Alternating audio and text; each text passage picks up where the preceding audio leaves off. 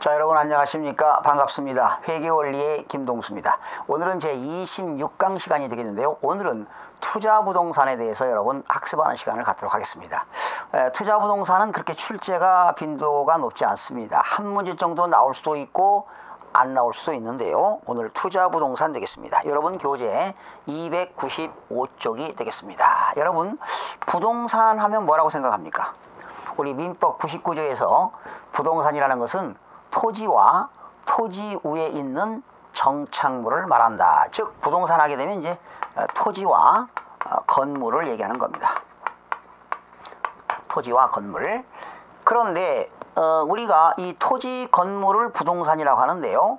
이 부동산을 투자할 목적으로 투자할 목적으로 여유자금을 활용해서 투자할 목적으로 구입하는 것이 투자부동산인데, 만약에 이 토지 건물을 내가 판매 목적으로 취득했다. 판매 목적으로 취득했다면 이건 재고자산이 될 겁니다. 내가 토지 건물을 부동산 매매업자예요. 토지 건물을 사가지고 판매 목적, 반복적인 판매 목적을 한다면 이건 재고자산이 되겠고요. 또 기업에서 영업활동 목적입니다. 영업활동 목적으로 취득했다. 그러니까 토지 위에 건물이 있는데 그 건물이 회사 영업용 건물이다. 공장용 건물이다. 그 우리 회사에서 제품을 생산하는 공장이다. 이렇다면은 이거는 유형자산이 되겠습니다. 구체적인 존재 형태가 있는 자산으로서 영업활동을 목적으로 사용한다면 유형자산이 되겠지만, 이런 판매 목적도 아니고 영업활동 목적도 아니고 말 그대로 뭡니까? 여유자금을 가지고 재고도 아니고 유형도 아닌 이렇게 투자 목적으로 취득하는 것.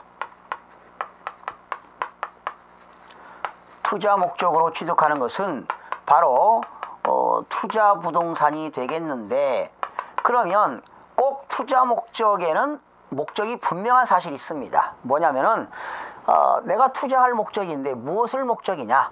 투자해서 임대를 놓는다. 임대수익이죠. 임대수익.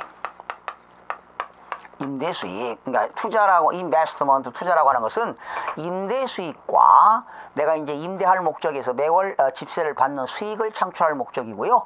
아니면 시세차익 목적입니다. 장기 시세차익 또는 단기도 되겠고요.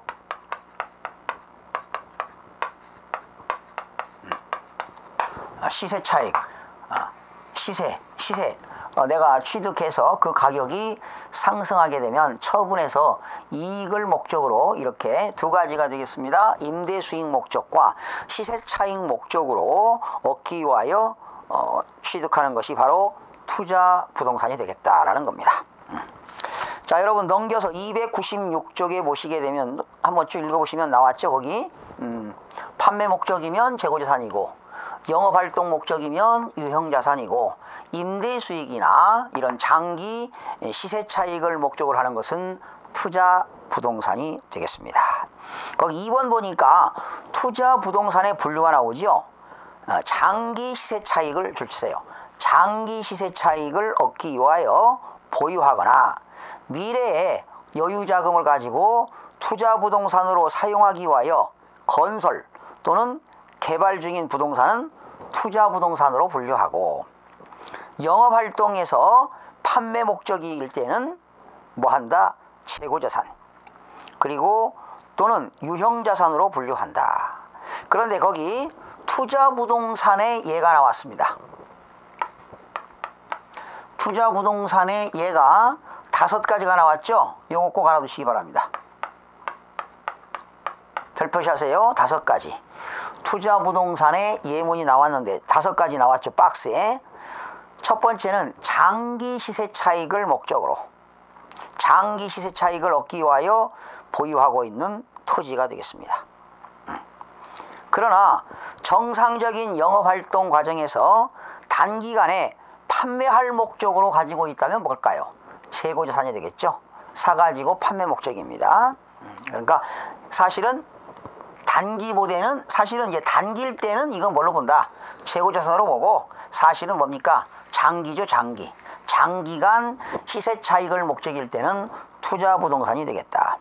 두 번째는 장래 사용 목적으로 결정하지 못한 채로 장래에 어떤 것으로 사용할 거냐, 사용 목적을 결정하지 못한 채로 보유하고 있는 토지. 사실은 이런 것들을 뭐라고 하냐, 비사업용 토지라고 합니다. 2번에 쓰세요. 비사업용 토지. 사업 목적이 아니죠. 영업 목적이 아니라는 거예요. 비사업용 토지. 그러니까 토지를 취득했는데 사용 목적을 정하지 않고 땅을 보유하고 있다. 여러분, 농지를 사게 되면은 농사를 져야 되잖아요. 그쵸? 그런데 농지를 사가지고 농사를 짓지 않는다. 비사업용 토지입니다. 임야를 샀다. 공장 용지를 샀으면 공장을 져야 되겠죠. 그런데 아무 용도에 사용하지 않는다면 비사업용 토지가 되겠습니다. 보통 잡종지들이 많죠. 잡종지. 토지 지목에는 28개 지목이 있는데요. 27개 지목이 아닌 것이 잡종지가 되겠습니다. 세 번째, 직접 소유하고 줄쳐봐요. 운용 리스로 제공하고 있는 건물. 자, 내가 이 건물을 리스로 제공하는 거죠. 운용 리스. 그러니까 건물 소유자가 임대할 목적으로 하는 것이 운용 리스가 되겠습니다. 그래서 여러분, 리스에는 두 가지가 있죠. 운용 리스가 있고 금융 리스가 있습니다.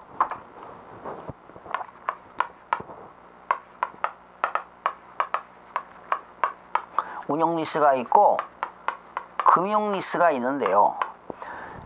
우선 운용 리스는 건물을 임대하는 사람 입장입니다. 즉 제공자가 되겠죠. 건물을 제공하는 사람 입장에서는 운용 리스가 되겠습니다. 그러나 사용자 입장에서는 금융 리스는 누굽니까? 사용자가 아니라 금융 리스는 누굴까요? 금융 리스는 사용자, 즉 이용자 입장에서는 금융 리스가 되겠습니다.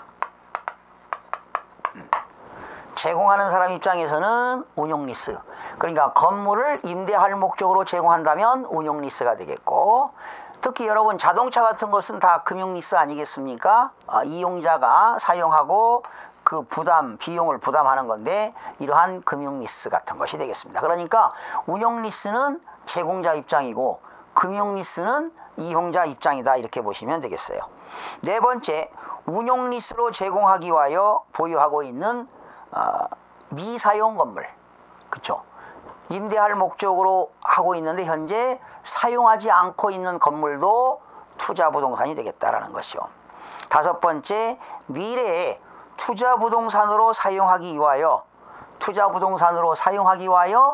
임대할 목적으로 사용하기 위하여 뭐 하거나 건설 또는 개발 중인 부동산입니다. 현재 건물을 건설하고 있거나 토지를 개발 중에 있는 부동산은 역시 투자 부동산이 되겠습니다. 나중에 미래에 그 투자 부동산으로 사용하기 위하여 나중에 건물을 지어서 토지를 사가지고 건설을 해가지고 임대할 목적, 운용 리스를 목적으로 하는 것도 역시 투자 부동산이 되겠습니다.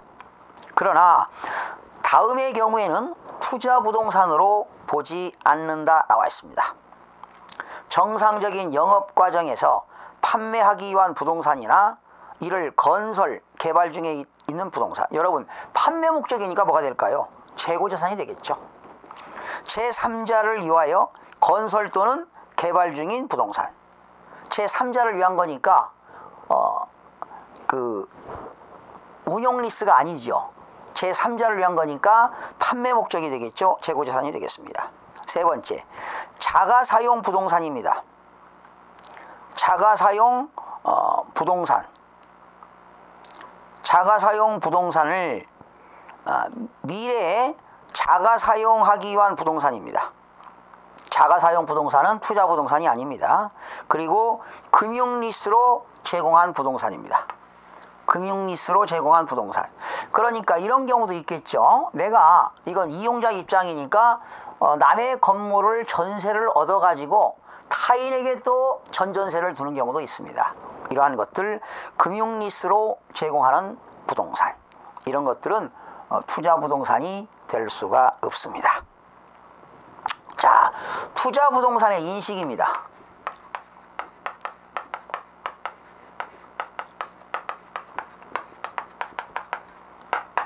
투자 부동산의 인식은 오른쪽 297쪽 두 가지가 있는데요. 투자 부동산에서 발생하는 미래의 경제적 효익이 유입 가능성이 높아야 됩니다. 미래의 경제적 효익의 유입 가능성이 높아진다. 예를 들어서 내가 이렇게 투자를 목적으로 토지 건물을 샀습니다. 시세 차익을 목적으로, 임대 수익을 목적으로, 그런 미래의 경제적 효익의 유입 가능성이 높다는 것입니다. 그리고 투자 부동산에 대해서는 원가를 신뢰성 있게 측정하여야 합니다. 원가를 신뢰성 있게 측정해야 된다. 이런 것들이 투자 부동산의 인식이 되겠습니다. 자, 그러면 297쪽 투자 부동산의 측정으로 넘어갑니다. 투자 부동산의 측정.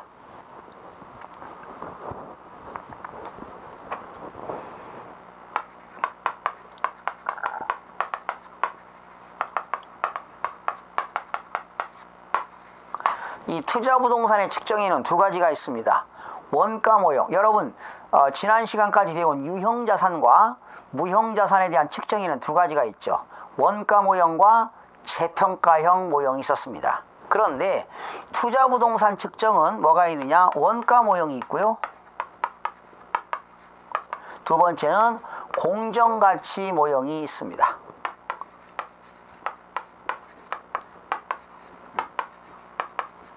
그런데 이때 투자 부동산 측정은 원가 모형이 되었던 공정가치 모형이 됐던 하나를 선택해서 적용할 수가 있습니다. 거기 보세요. 줄 치세요.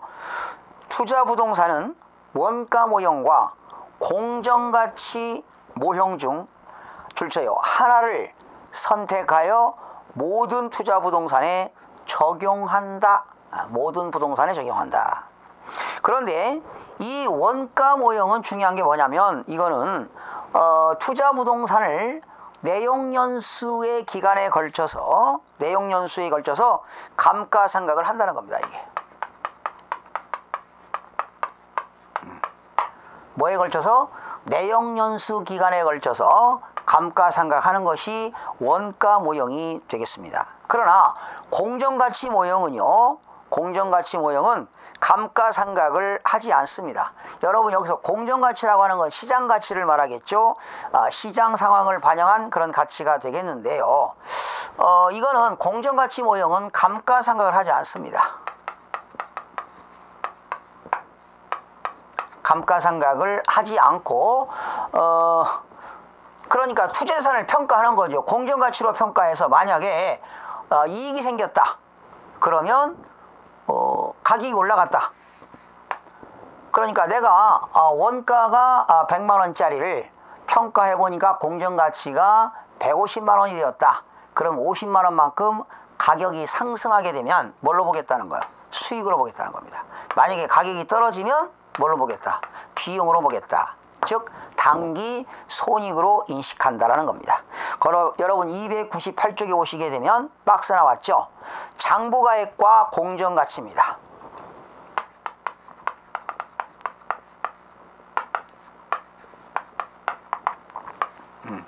여러분 장부가액은 100만 원인데 공정가치가 150만 원이라면 공정가치 모형은 감가상각을 하지 않기 때문에 그냥 얼마가 가격이 상승했어요? 50만 원만큼 가격이 상승했으니까 상승한 것만큼을 뭘로 본다? 자산으로 보고요. 투자 부동산이 되겠고요. 그리고 가격이 상승한 것만큼 수익으로 보니까 투자 부동산 평가 이익이 되겠습니다. 단기 이익으로 본다는 거죠. 투자 부동산 평가 이익입니다.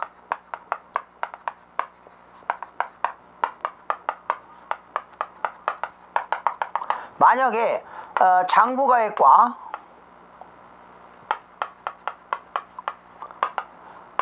공정가치를 비교했더니 장부가액이 크더라. 그럼 가격이 떨어졌죠. 공정가치가 떨어졌으니까 투자부동산이라는 자산이 감소됩니다. 투자부동산. 그리고 여기는 비용으로 인식하니까 투자부동산 평가 손실이 되겠습니다.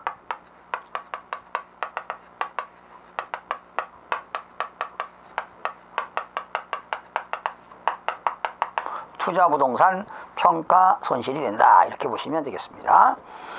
여러분 거기 박스 나왔죠? 투자부동산 원가 모형과 공정가치 모형을 보니까 원가 모형은 감가상각을 한다. 그러나 공정가치 모형은 감가상각을 하지 않고 원가 모형은 평가손익이 없잖아요. 원가로 평가하니까. 그러나 공정가치 모형은 장부가액과 공정가치 그 차액은 평가이익과 평가손실이 발생한다. 이렇게 나와 있고요. 네 번째, 투자부동산 제거라는 건 뭡니까? 그렇죠? 만약에 투자부동산을 처분하게 되면 없어지는 거지요. 또 투자부동산이 경제적 효익을 기대할 수 없다면, 그죠? 경제적 효익을 기대할 수 없다면 재무제표, 재무상태표에서 당연히 제거가 되겠습니다. 다섯 번째, 투자부동산의 대체입니다. 사용 대체라고 하는 것은 사용 목적이 변경되는 경우가 대체가 되겠는데요. 1번 보세요. 자가 사용을 개시한 경우, 자기 스스로 사용을 개시한 경우에는 투자부동산을 뭘로 대체합니까? 자가사용 부동산으로. 원래는 투자부동산인데 그것을 자가사용으로 쓴다면 투자부동산이 자가사용 부동산으로 대체가 된다라는 것이죠. 또 판매 목적을 위한 개발이 시작되는 경우는 투자부동산을 뭘로? 재고자산으로 대체한다. 원래는 투자부동산인데 판매를 목적으로 한다면 재고자산으로 대체한다. 세 번째, 자가사용이 종료되었다면 자가사용 부동산을 뭘로? 자가사용이 종료되었다. 이제 자가사용하지 않는다. 이런 얘기죠. 그러면 투자부동산으로 대체가 되겠습니다. 그러니까 투자부동산 대체라고 하는 것은 뭡니까? 사용 목적이 변경되는 경우를 대체라고 하는 겁니다. 자, 299쪽에 보시니까 투자부동산과 유형자산의 차이점이 나와 있습니다. 범위는 토지 건물 맞고요. 보유 목적은 투자부동산은 임대수익과 시세차익 목적이고요. 유형자산은 영업활동 목적이 되겠죠. 그리고 기말평가입니다. 투자부동산은 원가 모형과 공정가치 모형 중에서 선택할 수가 있고요. 유형자산은 원가 모형과 재평가 모형 중에서 선택이 가능합니다. 그러나 투자부동산은 이런 공정가치로 평가하게 되면 뭡니까? 당기손익이 발생하잖아요. 공정가치로 평가해서 이익 생기면 투자부동산 평가이익이고, 공정가치가 하락하게 되면 투자부동산 평가 손실이 생깁니다. 감가상각 여부는 원가 모형은 감가상각을 하지 않고 공정가치 모형, 원가 모형은 감가상각하고요. 공정가치 모형은 감가상각을 하지 않습니다. 공정가치 모형은 감가상각을 하지 않고, 유형자산은 원가 모형이든 재평가 모형이든 다 감가상각이 이루어진다는 것, 차이점 꼭 기억하시기 바랍니다. 그러면 문제를 한번 풀어보도록 하겠습니다. 출제가 잘 안 되는데요. 여러분 페이지 308쪽입니다.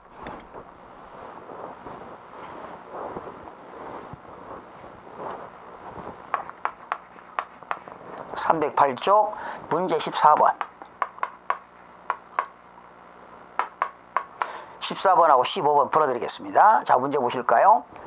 주식회사 한국은 2000X1년 초에 임대수익을 목적으로 건물을 100만원 주고 샀네요. 임대수익은 여기서 장기 임대수익이죠. 자, 그러니까 투자부동산 되겠고요. 내용연수가 10년이랍니다. 잔존가치는 0입니다. 그런데 원가 모형은 감가상각하고요. 공정가치 모형은 감가상각을 하지 않습니다. 그런데 줄쳐봐요. 공정가치 모형으로 평가해라 그랬습니다.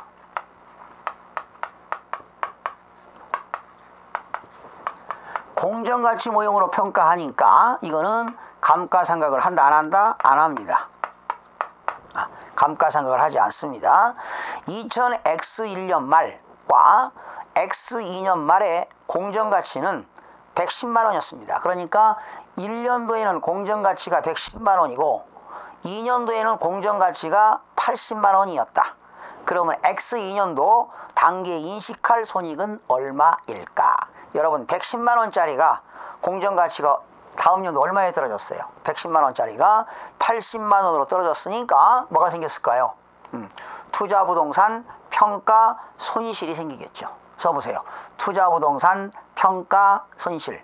여러분 공정가치 모형은 감가상각을 하지 않습니다. 그러니까 2000X1년에는 110만 원짜리가 2000X2년에는 80만 원으로 공정가치가 하락했으니까 30만 원만큼 투자부동산 평가 손실이 생기겠습니다. 투자부동산 평가 손실 30만 원. 정답은 1번이 되겠습니다. 자, 15번으로 넘어갑니다. 주식회사 한국은 2000X1년 초에 운용리스로, 자, 운용리스는 누굽니까? 제공자 입장이죠. 임대 수익을 목적으로, 제공할 목적으로 건물을 취득하였다. 그러니까 뭐가 될까요? 투자부동산이 되겠죠. 건물의 취득원가는 200만 원이고 잔존가치는 0, 내용연수는 5년으로 추정된다. 그런데 여러분, 공정가치는 내용연수가 있다 하더라도 감가상각을 하지 않습니다. 주식회사 한국은 동 건물에 대하여 공정가치 모형을 적용하기로 하였다. 공정가치 모형은 감가상각을 하지 않습니다. 2000X1년 말 공정가치는 250만 원이다. 여러분 200만 원 주고 사가지고 공정가치가 얼마가 됐나요? 250만 원이 되었어요. 그러면 2000X1년 동 건물에 대한 감가상각비로 인식할 금액과 투자부동산 평가이익으로 인식할 금액은 각각 얼마일까? 법인세 효과는 없는 걸로 한다. 여러분 공정가치 모형은 감가상각을 합니까? 안 합니까? 안 합니다. 그러니까 감가상각비는 안 하니까 0이 되는 거죠. 그렇죠? 그리고 공정가치가 취득원가가 200만 원인데 2000X1년 공정가치가 250만 원이니까 가격이 상승한 것만큼 뭘로 본다? 수익으로 보니까 투자부동산 평가이익. 투자부동산 평가이익은 얼마가 될까요? 50만 원이 되겠습니다. 투자부동산 평가이익은 얼마요? 50만 원이 되겠습니다. 정답은 3번이 되겠네요. 알면은 간단하지요. 그러니까 원가 모형은 감가상각을 한다. 그리고 공정가치 모형은 감가상각을 하지 않는다. 투자부동산은 원가 모형과 공정가치 모형 중에서 하나를 선택할 수 있다. 원가 모형은 내용연수에 걸쳐서 감가상각을 하지만 공정가치 모형은 감가상각을 하지 않고 평가이익과 평가손익이라는 손익으로 인식한다. 이렇게 하시면 되겠습니다. 자, 투자부동산은 그렇게 거의 출제가 되지 않는데요. 출제가 되면 방금 여러분 14번 문제나 15번 문제로 출제가 되겠습니다. 여러분 다음 시간에는 부채회계를 학습하는 시간을 갖도록 하겠습니다. 여러분 대단히 수고하셨습니다.